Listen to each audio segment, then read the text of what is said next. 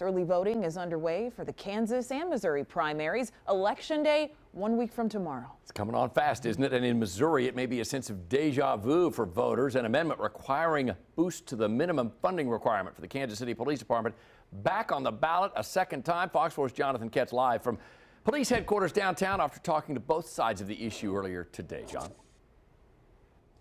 John, as you mentioned, if this issue sounds familiar, it's because voters statewide in the Show Me state decided on this issue in November of 2022, but because of a fiscal note that the state Supreme Court said was misleading, voters are deciding on this again.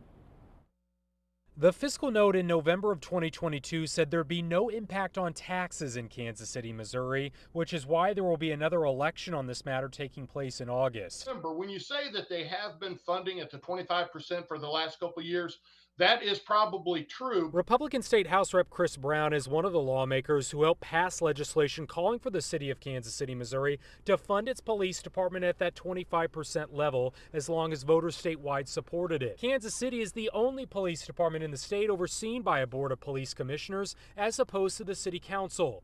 One thing on the August ballot that was not on the one in November of 2022 is a new fiscal note saying that this requirement could increase the city's spending by $38 million a year. However, it adds that the city has previously voluntarily provided that 25% level of funding before. Then the mayor wanted to, and the city council wanted to take out 5% and drop it back to 20. That's when everything went south. So that makes this city unsafe for our children and our families. So the next murder is on your heads. We were not able to talk to Mayor Lucas on Monday. One person who plans to vote no on this issue is Decarcerate KC organizer Avery Jones.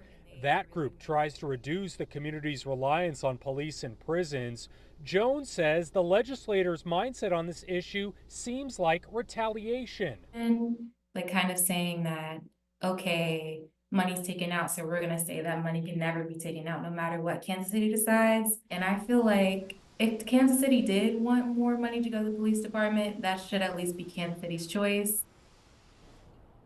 The Board of Police Commissioners meets tomorrow morning. Of course, Mayor Quinton Lucas, a member of that board, a spokesperson for him, says he is willing to talk about this issue after the meeting tomorrow, John.